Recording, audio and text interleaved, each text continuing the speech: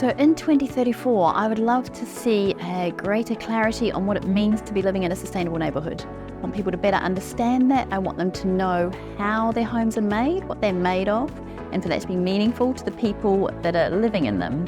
So how that materiality of the elements around them impact their health and well-being, and for clear, ideally things like data displays, so they understand what that energy use means, but also the metrics around things like indoor air quality that are more intangible.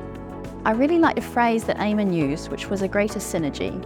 So that we're actually thinking beyond the red line boundary when we're have a developer or architecture perspective, that we're thinking about what the impact of our development means on the wider network and the wider community, thinking about that in a way about heat networks, but also those wider community implications, and that also at a policy level, enabling that sustainable change with that synergy, thinking about metrics that are not just about cost, but also that whole life cycle carbon joined together. There are a lot of different issues that need to come together in order to make certain that we get it right. But one of the most important issues that was talked about today was the need for proper, honest, open and early engagement with communities about what the future needs to look like and what the outcomes are that they really want to see prioritised.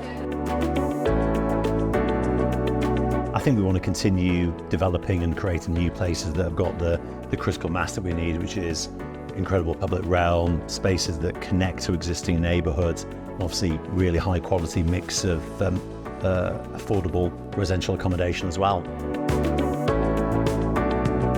I think a sense of power and ownership from within those neighbourhoods, that people felt like they'd really had input into shaping. We talk about place shaping, don't we, place making, that they'd led on that really, and that their voice had been listened to, that they knew people in the neighbourhood, that they had things in common, and that they wanted to stay there. They felt comfortable to stay there.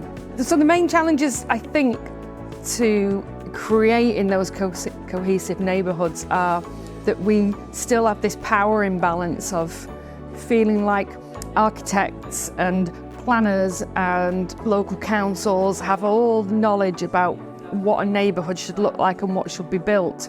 And I think that actually people have a lot of knowledge, and I think that they can be, you can work with people to empower them and give them the knowledge to get involved in the design process, which is where co-design comes in.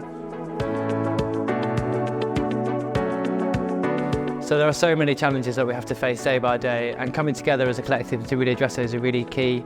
Some of the ones that I would like to see addressed is very much around funding affordable housing. The government has made a really strong commitment today in the budget to really start to address that, but it's never enough in the affordable housing.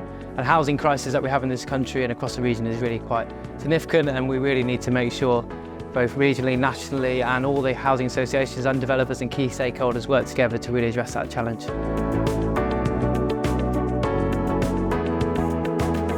I'd like to see a bit more innovation. I'd like to see not just a cookie cutter approach to development, but a more context specific approach. I think as a single family housing provider, we're able to be quite innovative in how we approach sites. We don't design for a particular demographic. We look at bringing in a wide range of people to form a community, and I think the only way you can do that is through innovative design. I was given a feeling of confidence from everyone. I think everyone seems quite optimistic about what's around the corner. There was a really nice variety of people from different backgrounds, and everyone seemed quite keen to overcome the hurdles, the challenges, particularly around viability. I think everyone's on the same page in terms of what we need to do to bring forward good quality housing over the next few decades.